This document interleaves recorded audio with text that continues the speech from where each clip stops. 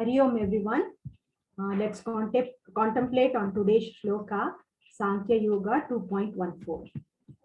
Mātrā-sparśhās kaunteya shītoshna sukha dukkadaha āgamāpāyino nityā tāṃ stitikshasva bharata.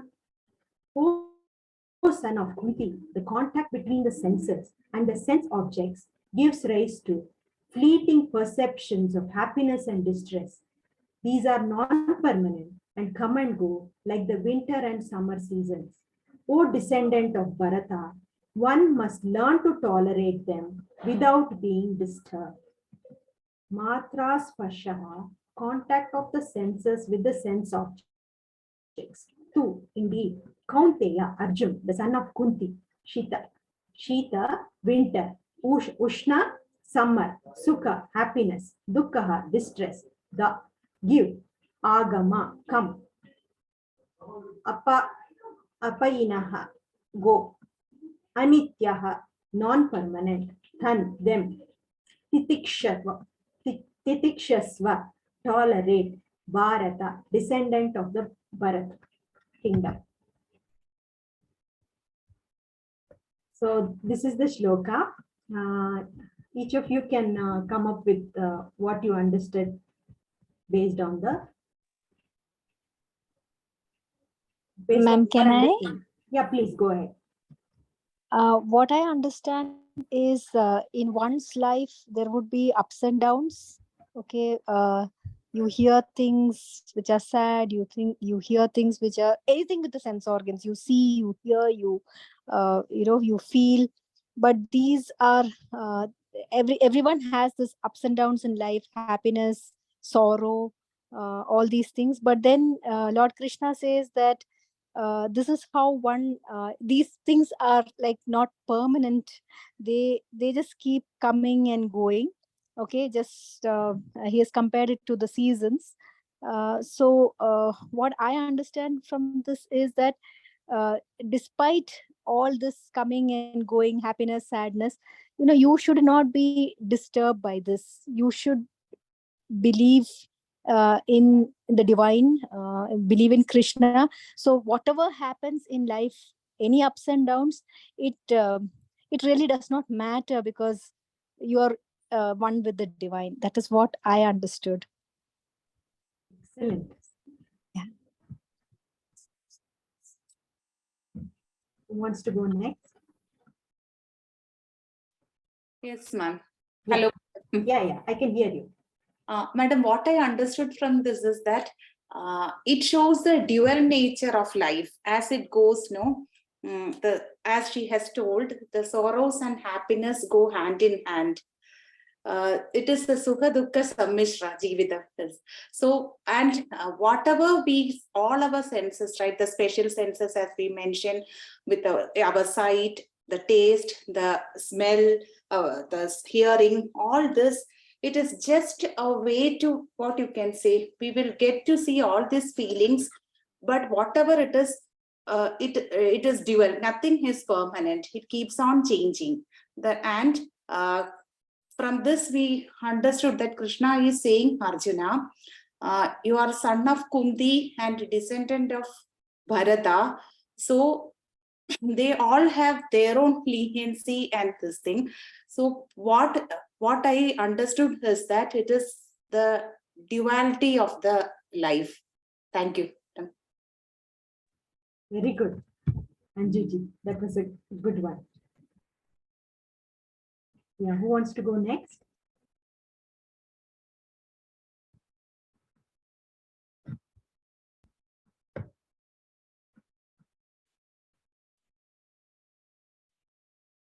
Arjun ji, Rajashekar ji, Krishna ji.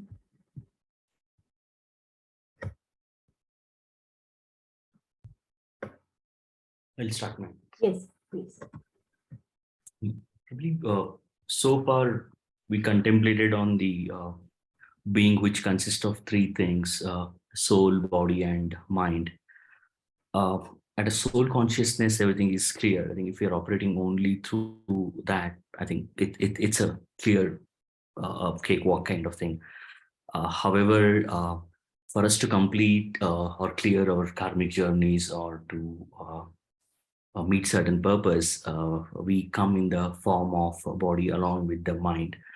And then that's where the jewel is, with the mind and the body. Mind, of course, it comes up with its own karmic baggage.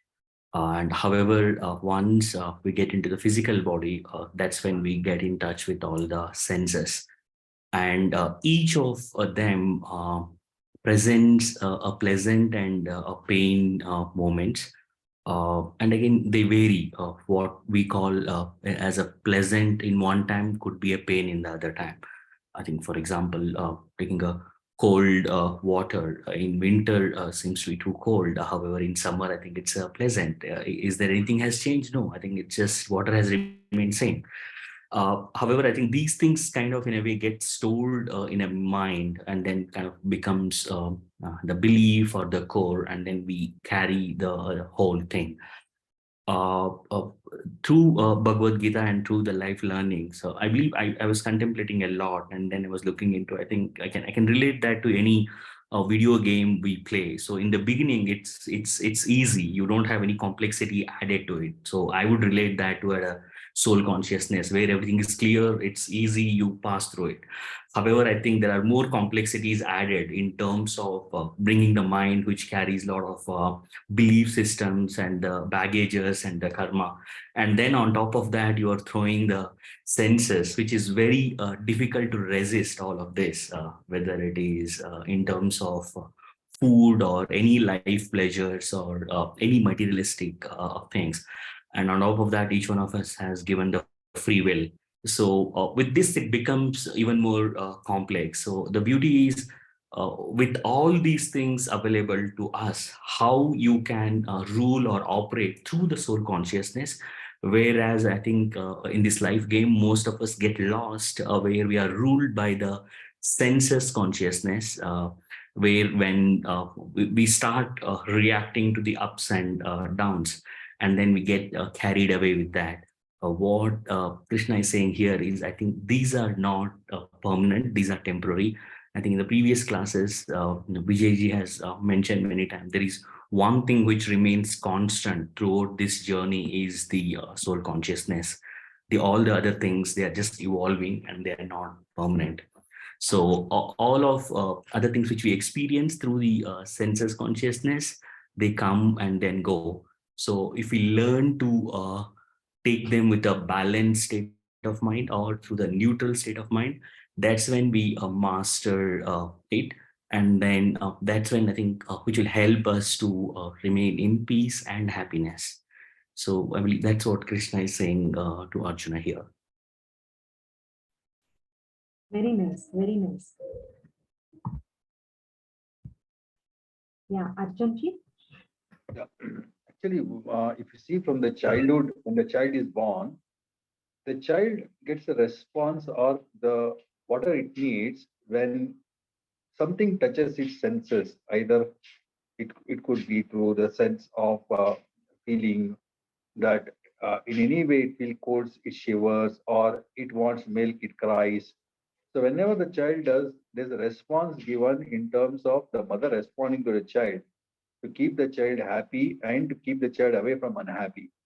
Now this continues in life, and that becomes the reality for all of us.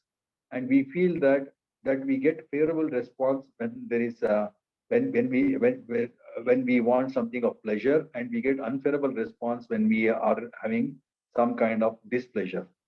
So then we start avoiding pain and try to get attracted towards the pleasure. And this becomes a cycle of life, and it continues. And suddenly we feel that who is is control of the remote of our lives. So the remote is controlled by this process. The remote is always in the control of the external world and away from me. And the remote is never in control of me. The remote, when it's not in control of me, it's not control of me means the world is living inside me and the world is never outside of me. So that being the case, then I always am run by the world rather than I am running the world as per the way I want. That's because I become a slave of the senses. Now, how do I live in such a way is something Krishna is sharing very nicely here, so that we are in control of the of what's happening, and things are not in and not the vice versa. So what you avoid controls you. What you controls causes fear in you, and what causes fear actually incapacitates states you. So that is the whole message in this process. And there's a beautiful story I would like to share here about how to live in this world. It's about an old farmer who is living in a farm along with his teenage son. He also has a beautiful horse with him, which he is carrying with a lot of love. Then one day the farmer enters with his stallion, and the stallion with the horse, and the horse is being put in the competition and the horse wins the first prize. The farmer's neighbors, they all gather together, they congratulate him on this great win. And for that, the farmer simply responds, who knows what's good, what's bad. So this really puts the neighbors into kind of confusion. They don't know what to say. They go back. Next week, some thieves come who have heard about this horse winning winning this competition. So they want to steal this valuable horse. They steal this horse and go away. And again, the neighbors come and they come to gather around the farmer and they say, like, we are so sad that you lost the horse. Again, he says, who knows what's good, what's bad. Several days later, the horse comes back because it escapes from the thieves, comes along with a lot of mares, the fellow mares and other female horses. And now the neighbors again come back and say, wow, you have now got so many horses with you. Then again the farmer says, who knows what's good, what's bad. After a few weeks, the farmer's son is riding the horse and is thrown out of the horse. And he, in turn, the leg is fractured and he's incapacitated with the leg. Then the neighbors come and say that, oh my God, this has happened to you. It should not have happened. Your son got injured. What a bad thing. He says, who knows what's good, what's bad. And after some time, the army comes and they take away all the young boys from the village, leaving this boy, farmer's son, who has broken his leg. And the neighbors then no longer come to congratulate him, knowing that his response will be, who knows what's good, what's bad. So in the whole process, what it means is our whatever happens in the external world, the sensory objects, they go on changing and they give a different kind of situation, creates different kind of situations, circumstances, and everything. But can we look at everything as calmly as this farmer and say, who knows what's good, what's bad? Because they're all changing in nature. So that's what this shloka says, in my opinion. Very well put, Arjunji, with the example. Thank you. Krishnaji, Ishaji, who wants to? Yeah. Yeah. How I interpreted this sloka is so we as a human being, like the senses, we feel through these five senses, and we are considering it as very too important, and which is not really true and which is not permanent one. And we must, it is like the sloka, it goes like a season, like winter and summer season, and we must learn to differentiate and keep it differentiate in two sides. This is happening eternally, and which is not permanent, and which is not really worth to worry about it, which is not permanent. Instead, we have to focus the consciousness, which is us, without being like too much concentrating on the eternal things which are part of the karmic process. So, and even the picture says, so the two words like mind and spaceful and mindful. So there are two creatures, and I think like as a human being, we have given too much importance to the eternal and the materialistic life, and we forgot actually who we are. And we see the dog, so it sees what it is.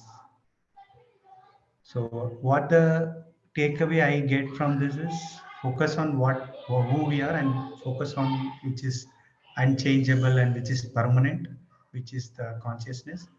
And we have to differentiate between the and non-permanent things. Yeah. Thank you. Very nicely put. Ishaji? Yeah, it's almost the same like whatever people have said. I feel it's all like, nothing is permanent. The happiness, the sadness, it's all in our, it's a illusion kind. So as they say, the same thing that can make you happy can make you sad too. So for example, in case you're wearing a really warm clothes in winter, it is giving you lots of comfort. Or if you're eating something which is really hot, nice food, that gives you lots of happiness. But the same thing if you do in summer, it's not giving you that happiness. So things are there as it is. In case we get it before time, it gives you sadness. Or when we are not prepared, it gives you sadness. When we are expecting it and we get it, it gives you happiness. So things are like that. It's all about how we take it. Very well put, Ishaji. Kaviji?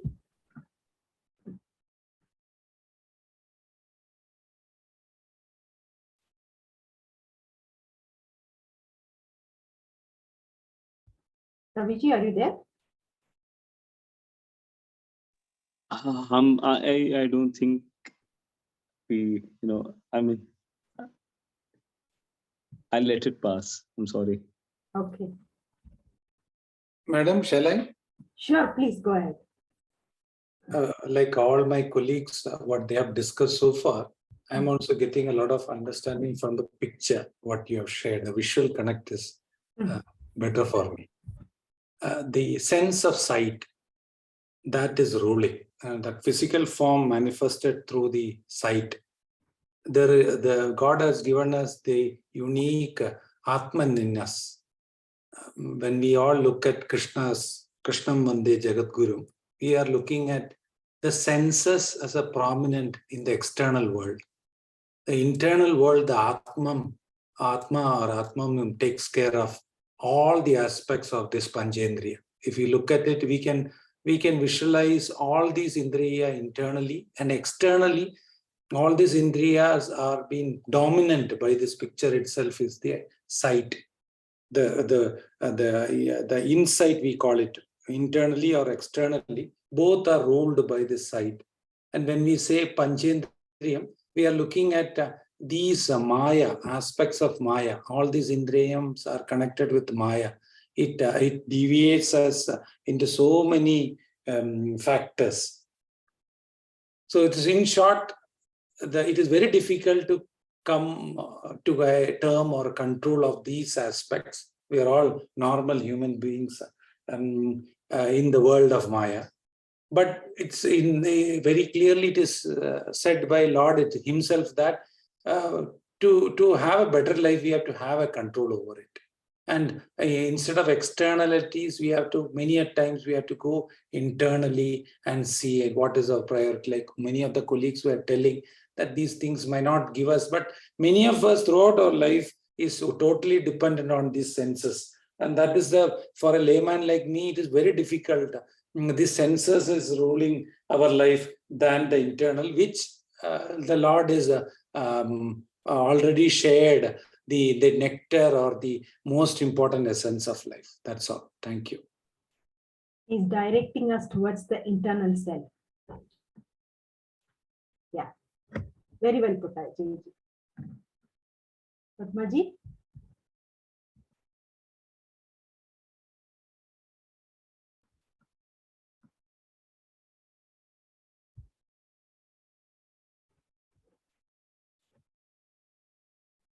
All of them have really summarized and got the essence of the shloka. So not much from me to add.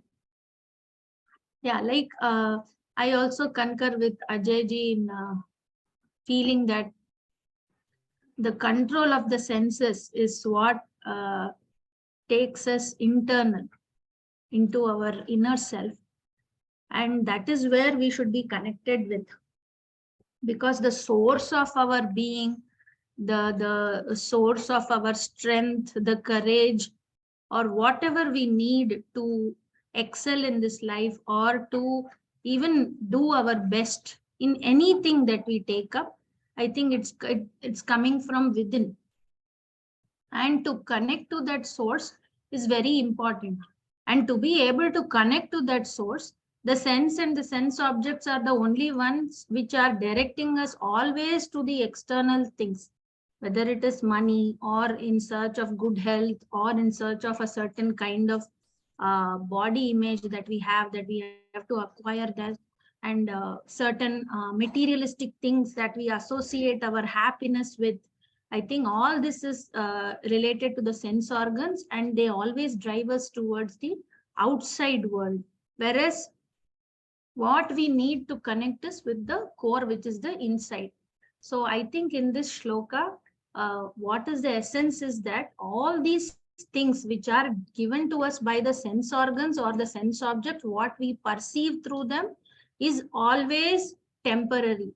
It is not permanent. Whatever they give us, it is not permanent. That is why after a while, when we achieve something or when we get something, say we hope for certain amount of wealth, when we get that, we don't attain contentment or happiness. We again go in search of more wealth.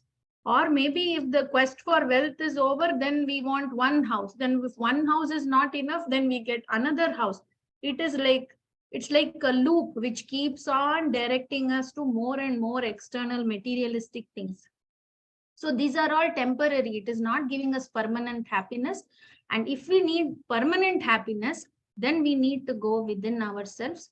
And in this case, where I am talking about the sense and sense organ, these are also responsible for all the emotions also that we go through: sadness, happiness, some of the things, sufferings, and all this. So all these emotions also should not deter us. We must learn to tolerate them without being disturbed from within, because again, these are also temporary. That is what we need to keep in mind always when we go through certain sufferings, certain sadness, even happiness for that matter. It is always temporary is what we need to keep in our mind. I think that will make life easier in a day-to-day basis. That's all, Shubha. Thank you. Thank you, Padmaji. Can I attempt? Sure, please go ahead. Let me try. See, as far as my interpretation goes, we are human, we are spiritual beings come to take human experience in this world. So more and more we think of ourselves as a spirit. So that we don't get too much attached to what's happening on everyday life. Life is like a roller and coaster ride. Sometimes we get happiness, sometimes you get difficulties. So that more and more we get attached to this through these senses. We get attached to this world. And as for the shloka says that these are all non-permanent. These are all not a permanent thing. The permanent thing is that your soul, or your what you call untouched, pure thing. So if you really want to live this life, just get an experience of this human life, but try to be in the awareness of that spirit and less attached to these kind of things. So when we connect senses to sense objects, it unnecessarily makes us to perceive the way we want. We can keep perceiving. So that detachment we need to learn. So that's what I feel. Very well put, sir.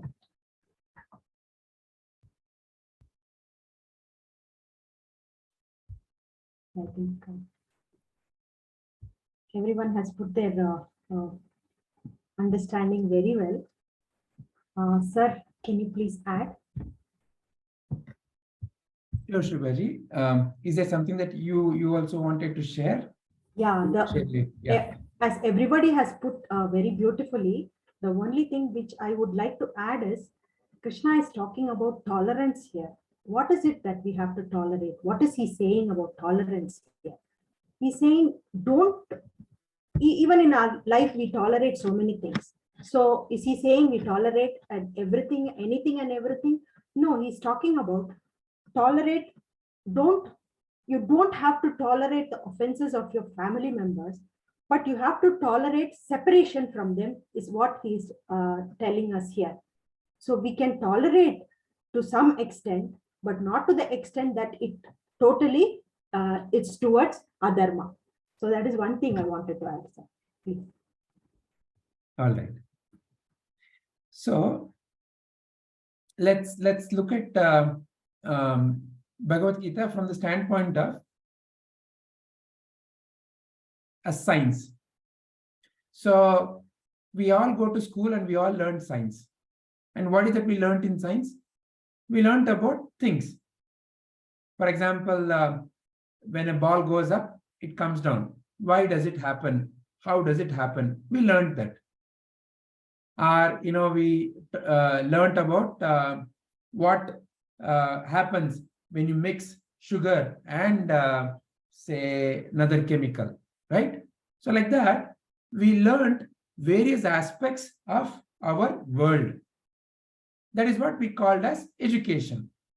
In addition to that, we also learned a few things about, say, language, about mathematics. So many things we learned.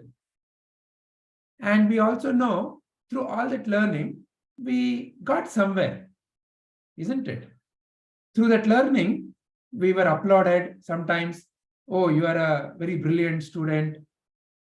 Or you are maybe at times you are also put down. Oh, can you not be as brilliant as the other person? So like that, there was some kind of a learning, which we called as education. And what was the purpose of that learning? The purpose of that learning was so that we become knowledgeable. Knowledgeable about what? About so-called world. This is how world works. By becoming knowledgeable about the world, what is the expectation? Expectation is that you know how to operate or be in the world. And why do you need to learn all that? So that you can make a living. You can earn money. So this is how all our education has been, isn't it? Nothing wrong with that. Absolutely fine. All of us today are able to enjoy the benefits of such an education. The very instrument through which all of us are interacting right now, this computer, is outcome of such an education, isn't it? So there's nothing wrong. However, we were never taught what is the source of our happiness, what is the source of our misery, what is the source of our stress, what is the source of our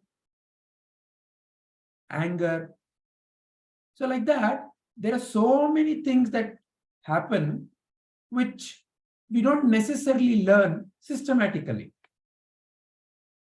And when you talk about these things, it is simply swept under the carpet. Oh, this is how it is. We tend to talk, oh, that person is a very angry person. Oh, this person is a very irritating person. Oh, don't go there. They're very cruel people. So we have learned how to kind of label the world. Much like how through our science, we have learned how to label things. What is this? This is book. What is this? This is mobile. Now, what is this? This is purse. What is this? This is a bottle with water. Like that, we've learned how to label things. And we also have learned simply to accept that, oh, that person is angry, this person is sad, this person is irritating. And we talk about our own self in a similar way. Oh, I'm a very angry person. Oh, I'm a very irritable person. I get very sad. So like that, we talk about ourselves also. Now, what Bhagavad Gita is doing is, it is bringing awareness to who I am truly. What is my connection to this thing called as a world? And also my connection to something I may have in my mind as something called as a higher power. We may have a different name. Each one of us, depending upon our own inclination, may have a different name or may not have a belief. But some people may call it as God. Some people may call it as a higher power. Whatever may be the case. Bhagavad Gita is a science that brings clarity to this connection. There is me, I know I am there. And there is world, I know the world exists. And I know that there is, or I may or may not know, or I may believe or may not believe that there is something called as a God, or somebody called as a God. So there is God, there is world, there is me. So it is these three that essentially is what we call as this entire life. What is the connection between these three? And what is my own connection to this God and this world? I seem to be living a life. Where have I come from? Where is that, my life is taking me? So like that, some fundamental questions of life is what Bhagavad Gita addresses. Why is Bhagavad Gita addressing these fundamental questions? Because the context is very important. What is the context? It all started with Arjuna becoming sad in the war field, telling Krishna, help me, I am confused, I don't know what to do. It's like there is a wonderful story. It's a real life story. Somebody was number one all along in all his school studies and got into very good college, got very good job, went abroad, was earning really handsome, was married, had 2 children. It just so happened that one day he was removed from the job. For the very first time in his life, he is facing something called as a failure. And this person just could not handle that. He got a gun, shot his 2 daughters, shot his wife, shot himself, killed all of them, including himself. So a life which is focused on so-called success and having no clarity about what is the source of success, what is the true source of success, what is the true source of happiness, having no clarity about that may end up becoming something like this. This was the case of Arjuna. He was confused what I should be doing. And that is the starting point for Sri Krishna giving what is called as a higher knowledge. What we have learned in our school so far is what is called as a aparavidya, or knowledge of the world. And what Bhagavad Gita is giving us is what is called as the paravidya, higher knowledge. Why higher? Because this knowledge ends all your suffering, all your anxiety, all your tension, worries, all your lack. So the power of Bhagavad Gita is to remove my own sense of lack, my own sense of misery. How does it do? It systematically takes us from where we stand, where we stand, what is it we know about ourselves? Very clearly, I know I have a body and I know I'm interacting with the world through this body. From this model, it takes us into what is the truth, what is the reality of life. It is like you go to a place and you see an advertisement and you are so enamored by the advertisement and the what it talks about the place, and you go there to enjoy that. When you do not know what that place is truly, then your enjoyment is going to be only superficial. As an example, simple example, your very sense of enjoyment about, say, the food that you're eating increases or improves when you kind of know how that food is prepared, what goes into making that food, and how that food has been made meticulously.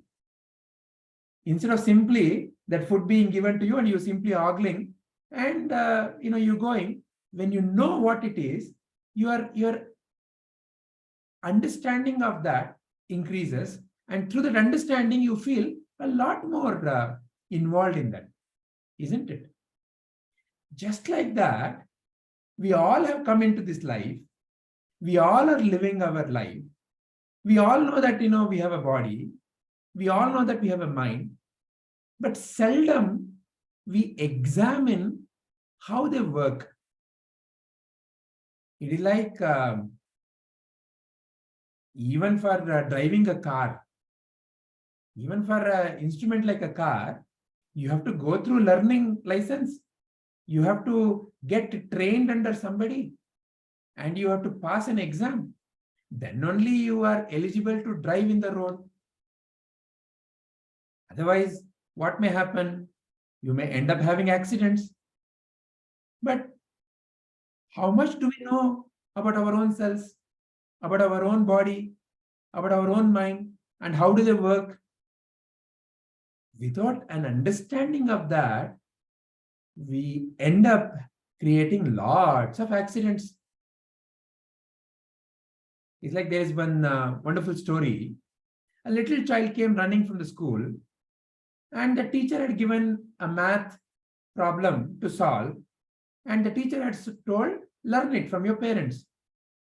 The child is a young child, came running. For the child, it's simply a math problem. And it went to the mother. And the mother, having looked at that problem, said, oh, this is a very complex problem. We used to learn such problems during our college times. What is happening these days? Have they started giving such a young child such a complex problem? Right now, I'm very busy. You go and learn from your father. He seems to be just reading a newspaper and being maybe free. Now the child runs to the father. And the father says, oh, this is a very easy problem. I know how to solve. Come, I'll teach you. So that father asked that child to write down the first step, second step, like that, step by step, and says, okay, now looks, this is the answer. This is the story. Let's go a little deeper into this story. In this story, when the child came running from the school, what is it that was written in the book? There was a math problem, right? And what the child had been asked? To find out the solution. When the child came in, that particular problem, was it easy problem or a difficult problem for the child? Just reflect on that question. There was a math problem written, and when the child came into the home, was that an easy problem or a difficult problem? It is neither. Why? Because the child was simply told, go and find out the solution. The child simply came. For the child, it is neither easy nor difficult. Now it went to the mother. What did the mother tell? Oh, it's a very difficult problem. Now, what might have come into the child's mind? Oh, this is a very difficult problem. Did anything change on the book? Nothing changed in the book. Same problem. But now an idea called difficult has come into the mind of the child about that particular problem. Now, when it went to the father, did anything change in the book? Nothing changed. But the problem was easy for the father. How was it easy for the father? Maybe he has learnt it. Maybe he has done it many a times. So, did anything change in the book? Nothing changed in the book. What kept changing in that situation? Whatever that was written did not change. But in the mind of the child, when it came from the school, it is neither easy nor difficult. When it went to the mother, maybe the child started feeling, oh, it's a very difficult problem. When it went to the father, oh, it's an easy thing. I can also learn. I can also figure it out. Did anything change in the situation? Nothing changed in the situation. Only the way to look at the situation started changing. So like that, Sri Krishna is telling us here, our senses bring us various signals about this world into us. Till now, till this shloka, Sri Krishna has told us that there is something that is permanent within you. And that permanent awareness is who you are. Now, he has started giving us an understanding of the mind and the body, how they operate, so that we can learn how to master. Only when you know the mechanism, you can master, isn't it? Let's take a simple example of seeing. What is that we mean by seeing? We usually say, okay, for example, right now, in the video that may be visible to you, if I ask you, what is that you're seeing in my video? You'll say, I'm showing you a mobile, right? And if I ask you, where do you see the mobile? Where do you see the mobile? You may point at it and say, there, right? Where? On the screen. Now, let us reflect on this a little more deeply. Is it really on the screen that you're seeing? Are you seeing there, out there? Is whatever you're seeing, is it really out there? All of you are science students. You all have learned at least the primary science. That is enough to now go a little more deeper into this aspect. What is really happening? There is some light falling on this thing called as mobile, and that light is reflecting in the eyes, and that reflected light is falling into the eye lens, and there is an inverted image of this object being formed, and that through the optical nerves is going into a place in our brain called as visual cortex, and there it is somehow turning it upside down again, which means now whatever the way it is supposedly seen. And then there is something totally mysterious, you don't know how, but it comes into something called as what you keep calling as your mind. So from the brain, it comes into your mind, and in your mind, you see this mobile. So what is that has come into your mind now? Let's reflect on that again. What is that has come into your mind? Is it truly this object called mobile that came into your mind? No. There is simply some kind of a sensation, some kind of a electrochemical signal that eventually has created some kind of a sensation in your mind. And that sensation has triggered a thought in your memory. What you call as your mind is a constitution of your memory, and this kind of a sensation's coming. This sensation came and it triggered something in your memory, which gave it a label called mobile. The same sensation, same sight, if I go and show it to a small baby, say a 6-month-old baby, and I ask the baby, what are you seeing? There is no answer from the baby. Where are you seeing? No answer from the baby. But you, when I ask, where are you seeing? Your initial answer may have been there. But now, when we see the mechanism, where are you truly seeing this mobile? Where are you seeing this mobile truly now? Within you, in your mind. What is this that you're seeing? It's called a mobile. And how do you know? Because you have that information in your memory bank. If you did not have this information in your memory bank, it would simply be another sensation that will come. And you will not know. So for example, if I ask you, you know a place called Pakistan? Yeah. Afghanistan? Yeah.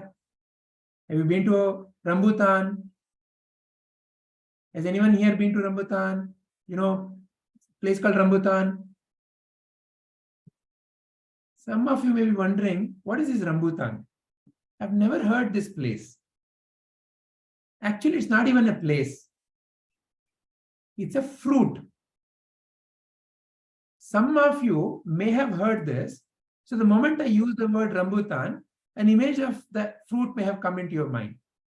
But for some of you, Rambutan, by the way I said it, might have felt like it may be a place, because I said it next to Pakistan, Afghanistan, Rambutan.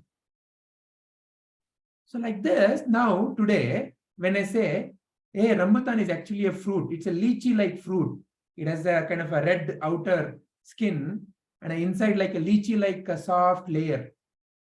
So now it kind of gives you certain imagery in your mind. Now you put that information into your mind. So far, that information may not have been in your mind. Now, if I use the same word, Rambutan, do you know Rambutan? It may bring up an image of a fruit in your mind. So like that, sensations come through our senses, through the eye, like how I explained how the mechanism of the eye, like that, sound mechanisms, the smell mechanism, the touch mechanism, you know, all the 5 senses, they work exactly like this. Through our senses, only sensations come into our mind. And in the mind, you look into your memory and you pick some information about what sensation is coming and you connect and you then talk about what it is. If you do not know anything about it, simply it's a sensation for you. Have you noticed when you go to a very new place where you've never been, you kind of feel very relaxed and very attentive. Why? Because you're simply noticing through all your 5 senses. Whereas when you go to a place you've already been, imagine, you know, I'm just guessing, yeah? Let's say most of you have been to a place called Jayanagar in Bangalore.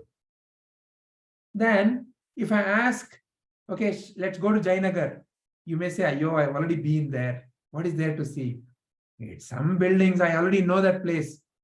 And even if I forcefully take you, you may notice few things, you may not notice many things. Why?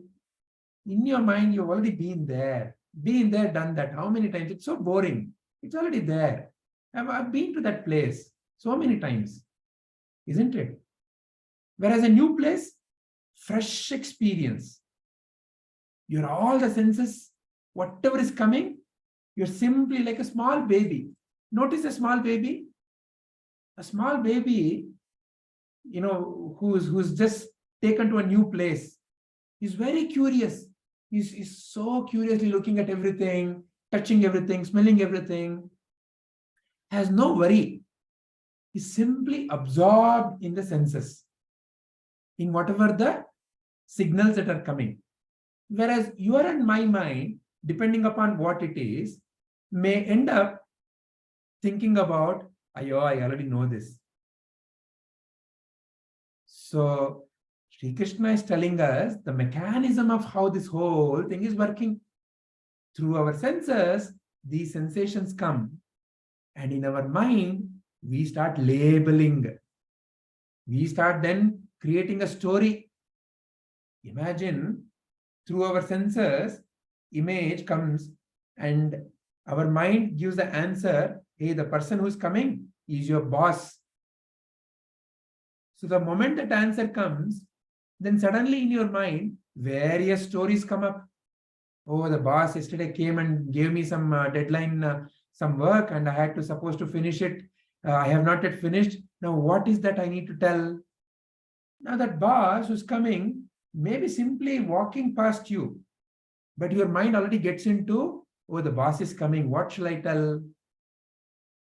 So it already starts cooking up stories. You may already start feeling anxious also. I'm not finished. Last month only I got an appraisal and my boss was very angry at the way I'm doing. If I tell him that, I'm not yet finished, maybe there'll be penalty or, maybe there'll be some kind of penalization. So like that, mind can get into all kinds of story building and suddenly you may start feeling very anxious. Why it happened? The information came, the signal came through your senses, and in your mind, various stories connected to that came up, and you started interacting with all these stories. And what is that Sri Krishna is showing us here? What is that Sri Krishna is teaching us here? Sri Krishna is simply teaching us here, hey, Arjuna, when you go to an ocean, when you look at an ocean, waves come. Some are big waves, some are small waves. That is the nature of the ocean. There is nothing that you need to do about it. That is how it is. That is how it works. In ocean, there are big waves, there are small waves. Like that, this mind, when it receives these signals, depending upon what is stored in your own mind, you may have a positive thought or a negative thought. What you can call as a pleasant thought or an unpleasant thought that may come up. Now, that is the nature of the impressions that are in your mind. When you see an object, what kind of a story comes into your mind depends upon your relationship with that particular thing. What may have happened in the past. Like in the example I told you, when the sight gave the signal that the person coming is the boss, various stories may come. Whereas for another person who is not working with this person as a boss, maybe none of that may be happening. So the cause of the misery, the cause of the anxiety is not that the signal came into us. The cause of the misery, the cause of the anxiety is not that there was a mathematical problem written on the book for the child. The cause of the misery is how it is interpreted inside. How I am labeling it inside. What kind of a thought process I have going on inside. The signal is a signal. The sight is a sight. The smell is a smell. The sound is a sound. The touch is the touch. how am I interpreting? Depending upon what information I have in my mind. Based on that, the same mathematical problem, I can make it such a difficult thing. Yo, math is a very difficult subject. I don't want to learn math. I can build myself into that kind of a thinking process. That's how it always begins, no? For a little child, math is neither difficult nor easy. But depending upon what others around them have told, the child may get into a situation of life where your math are no, very difficult. Why? It is not because math is difficult. It is just that maybe the child has never figured out, or maybe the people around the child have never figured out how to learn math easily. Likewise, in our life, it's our own labeling that makes us feel the way we feel about the things. The signals cannot be stopped. You cannot simply close your eyes and say that, okay, I will shut down all my senses. The senses will bring signals into you, will bring sensations into you. Your mind, depending upon what is stored, what is the impression, what happened in the past, will bring some story. And what is that Sri Krishna is telling us here? What is that he wants us to develop? He wants us to develop the quality of titikshatva. What does titikshatva mean? Like the beautiful story that Arjunji said, what is coming will also go. What is going may come back again. So that is the nature of how it is. You will not be able to shut down the world. You will not be able to shut down or remove your mind and throw it away. You will not be able to change the content of your mind, what has happened in the past. They will function the way they are designed to. Arjuna, realize this is the way the mechanism is working. Signals are coming and impressions are getting triggered and those stories are coming. But Arjuna, you have a choice. When that story comes, do you want to flow along with whatever the story that has come? As a child, do you want to believe that math is difficult and now make math very difficult subject for you for your entire life? Or do you want to see how to make math easy? Both these choices are with you. So learn to tolerate them without being disturbed. Means one thing is to simply notice them come and go. Another thing is, what is that you want in your life? How do you want to build your life? How do you want to make your life happy, healthy, peaceful? Are these signals and impressions bothering you? Then how do you want to change them? That power is also with you.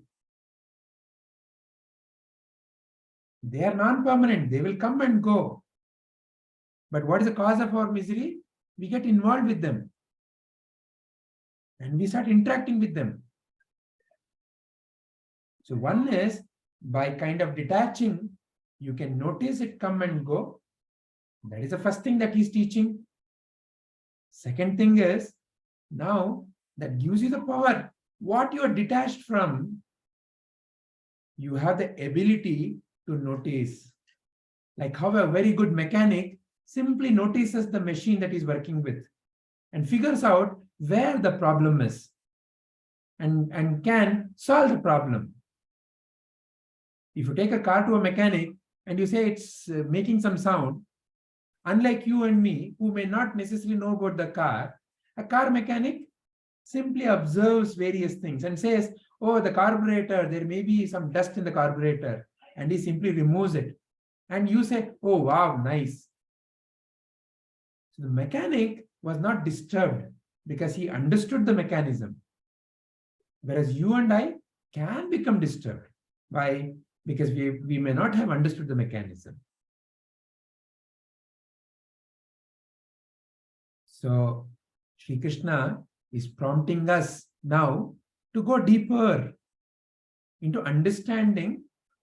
So far, he has given us the knowledge till now about what is not changing. And now he has started giving us clarity about how this body and mind together function. All right. Is there any question or any other points anybody wants to add?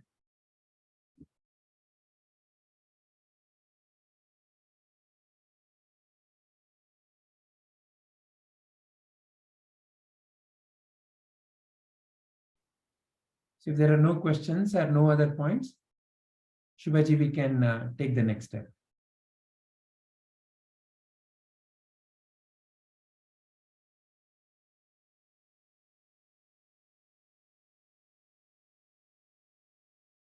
Shubhaji, are you there? Am I audible?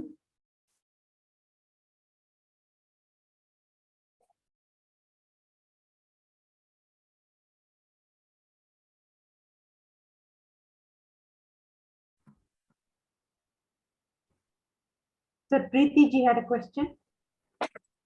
Yes, Preeti ji. Yeah. I mean, we hear so much about no desires and connect with the soul and things like that in the Gita. But in the normal course of life, we come around, being caught in this kind of a Maya, or how do we? I mean, we just get caught. We just get. Sad because of some particular event, or in the normal life, how do we apply these teachings, I mean, of Lord Krishna? Of course, I know that it needs a lot of evolution. One has to evolve that much or practice. My question is, how do we remind ourselves, that this is Maya, this is, that's my question. Sure. See, first of all, let's understand what is Maya, Preeti ji. Maya, Yes. Maya simply means that which is not really there but appears to be there. So the Sanskrit interpretation is Yama iti Maya. That which appears to be there, it is not truly there. As an example, mirage. When you go to a desert, it appears like there is water, but it's a mirage. It is not there, but it appears to be there. Yes. So therefore, when we realize the nature of the Maya, when we realize how it functions, that is why I gave the example of a mechanic. Yes. Yeah, in one sense, Krishna is a mechanic who has understood the mechanism of life. Okay. Yeah, how life functions from beginning to so-called end, and how it is actually infinite. So that clarity is what has enabled Sri Krishna to be free, irrespective of the situation of his life. Yes. So therefore, to your question, how do you and I find the same kind of freedom? You and I, therefore, are being taught Bhagavad Gita by realizing the jnana, by realizing the truth of Bhagavad Gita. You and I can also become free. Okay. As a simple example from today's shloka, you now know that various kinds of sensations come and go. Yes. You cannot stop the sensation. You cannot stop your mind from triggering. What is the power you have? You have the power of which one I want to choose. Like the example of the child can choose to say, math is difficult. The child can choose to say, math is easy. Yes. So like that, It's a constant application and evolution. Okay. Which is in the Vedanta Marga, it is said as Shravana, Manana, Nididhyasa. Shravana means, we have to listen to these kinds of truths. Manana means we have to contemplate. We have to reflect on it. And then, when you reflect, you realize something. This is correct. See, whatever I said today is not that, it is my knowledge, right? This is how existence functions. This is how it is reality. Not because I am saying, or not because Prabhuji has said, or not because it is written in a book called Bhagavad Gita. This is how it is. And you can notice that through your own life experience.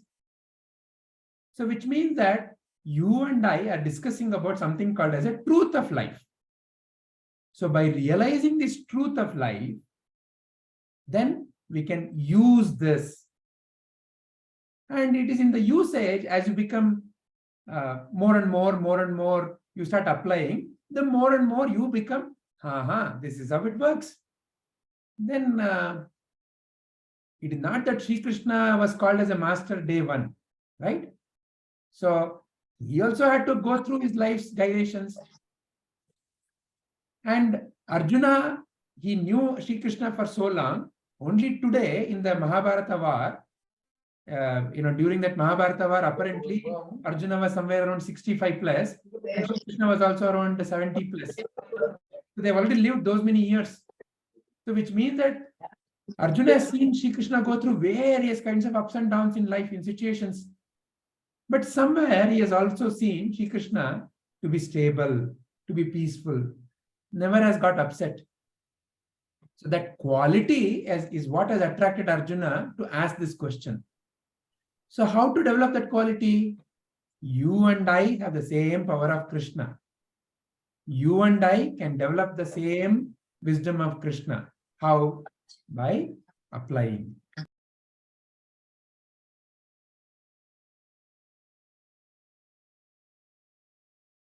Does that bring clarity, Preeti?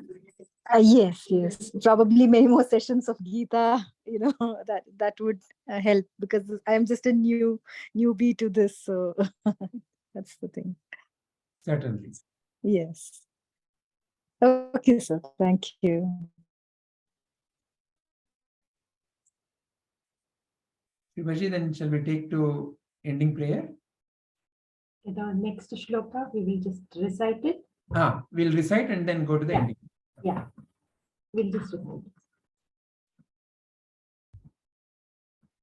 न जायते म्रियते वा कदाचिन् न्यायं भूत्वा भाविता वा न भूयः अजो नित्यः शाश्वतोऽयं पुराणो हन्यते हन्यमाने शरीरे. The soul is neither born, nor does it ever die, nor have once existed. Does it ever cease to be? The soul is without birth, eternal, immortal, and ageless. It is not destroyed when the body is destroyed.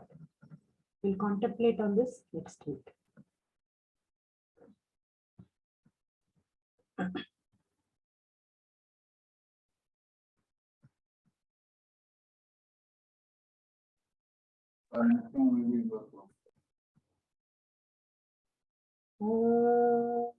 Asato ma sadgamaya tamaso ma jyotirgamaya mrityorma amritangamaya. Om Shanti Shanti Shanti. Om, lead me from untruth to truth, darkness to light, impermanence to permanence. Om, peace, peace, peace. Om Purnamadaha Purnamidam Purnat Purnamuduchyate Purnasya Purnamadaya Purnameva Vashishyate. Om Shanti Shanti Shanti. Om, that is complete. This is complete. When completeness is removed from completeness, what remains is complete. When completeness is added to completeness, totality remains complete. Om, peace, peace, peace. Nanu, nanembudu nanalla, ee deha mana buddhi nanalla, Satchidanandatma, Shivananu nane, Shivoham, Shivoham, Shivoham. I'm not the body, I'm not the mind, I'm not the intellect, I am pure consciousness, Shiva Swarup. Antarjyotihi, Bahirjyotihi, Pratyajyotihi, Paratparaha, Jyotireva Jyotihi, Swayam Jyotihi, Atmajyoti, Shivosmyaham. I am the supreme light of awareness, illuminating the outer world of objects, inner world of thoughts, and deep sleep state. I am the divine light of the nature of auspiciousness, Shiva Swarup. Atmadarshanam, Brahmadarshanam, Brahmadarshanam, Satyadarshanam. Recognition of the self is recognition of the whole. Recognition of the whole is recognition of truth. Om Sahana Vavatu Sahanau Punaktu Sahaviryam Karavavahai Tejasvinavati Tamastu Ma Vidvishavahai. Om Shanti Shanti Shanti. Om, may we all be protected. May we all be nourished. May we work together, sharing our energies. May our intellect be sharpened. May we be friends forever. Om, peace, peace, peace. Om, Sarve Bhavantu Sukhinah, Sarve Santu Niramayaha, Sarve Bhadrani Pashyantu, Ma Kaschit Dukha Bhag Bhavet. Sarvesham swastir bhavatu, sarvesham shantir bhavatu, sarvesham purnam bhavatu, sarvesham mangalam bhavatu. Om Shanti Shanti Shanti. Om, may all be prosperous and happy. May all be free from illness. May all see what is uplifting. May no one suffer. May there be well-being in all. May there be peace in all. May there be completeness in all. May there be auspiciousness in all. Om, peace, peace, peace. Lokaha samastaha sukhino bhavantu. Lokaha samastaha sukhino bhavantu. Lokaha samastaha sukhino bhavantu. May all beings be happy, healthy, and peaceful. Hari Om Tat Sat. Thank you, everyone. Hari Om, thank you. Thank you. Hari Om. Thank you all. Thank you. Everyone. You. Thank Thank you.